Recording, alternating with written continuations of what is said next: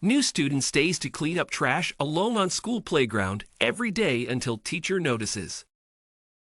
Every day after their classes, the children at Tom's school rush to the school playground to spend some time there before their parents pick them up. They'd be swinging and hopping around with their friends, playing four squares and other games, while Tom sat alone in one corner. When their parents arrive, the children would leave the playground to go home, while those who stayed near the school walked home. Eventually, everyone would be gone, except Tom. Every day, Tom waited until the playground was empty, after which he cleaned it by picking up trash and disposing of it in waste bins and sweeping the whole play area. One day, Tom's science teacher, Mrs. Peterson, happened to notice him all alone in the playground after school. She saw him sitting alone on a bench while the kids were playing, and when the children left, he picked up a broom and began cleaning the place. Mrs. Peterson was perplexed as to why Tom was doing that, as the school already had a janitor who cleaned the premises in the evenings. She decided to approach him and find out what was going on. "Hello, Tom," she greeted him with a big smile on her face. "What are you doing here on your own at this hour? Shouldn't you be home?" Sometimes young minds end up teaching valuable lessons to the older lot. "Hello, Mrs. Peterson," Tom replied. "I'm cleaning the playground because it's dirty. The other kids litter the whole place, but they never clean it." "Oh, how awful of them!" Mrs. Peterson exclaimed. "I'll make sure they don't do that again, Tom," she added gently. "You are not supposed to clean up after them. We have someone on staff to handle that task. It's late, so you should go home." "I can't go home until I finish cleaning, Mrs. Peterson," Tom said slowly, his head bowed and his gaze fixed on the ground. "I want to help the cleaner because I feel bad for him." Mrs. Peterson smiled.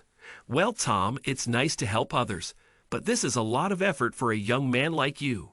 Besides, your parents might be worried by now." Tom shook his head. "My dad's dead. Now it's just my mom at home. She works as a janitor at a shopping mall and comes back late from work. Mrs. Green, our next-door neighbor, looks after me till Mom gets home. And Mrs. Peterson's smile faded as she realized where Tom was heading and why he wanted to help the janitor. "I'd want to spend time with my mom, but she says she has to work more hours to provide for us," Peter continued. "That's why I feel sorry for the cleaner who cleans our playground. His children must be waiting for him just like I wait for my mom. He has to work long hours because the kids dirty this place." Tom's words left Mrs. Peterson teary-eyed. Tom's mom was a janitor too, which is why he felt so bad for the school cleaner. She somehow masked her tears in front of him, but deep down, the little boy's act had moved her. "Do you realize how special and amazing you are, Tom? Your mother raised you very well," she said, complimenting him. "But you know what," she added, "I have a better idea of how we can help the cleaner." "Really?" Tom's face brightened up, and his lips curved into a smile. "How can we do that?" Mrs. Peterson gave him a nod. "Don't you think if the kids dispose of their own waste, the cleaner wouldn't have to work such long hours? Then he'll be able to finish his work on time and spend time with his family. And the kids should understand that littering is a bad thing." "So, Tom," she continued, "I was thinking, maybe I can speak with the principal tomorrow, and we can organize a cleanup drive where we teach students the value of hygiene and keeping their surroundings clean. That way, we'd be doing our part while indirectly helping the cleaner." "Wow, that's a wonderful idea, Mrs. Peterson," Tom said happily. "Thank you." Mrs. Peterson shook her head.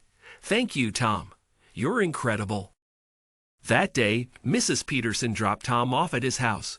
The next day, she discussed the cleanup campaign with the principal, who gave it a green light, praising the idea.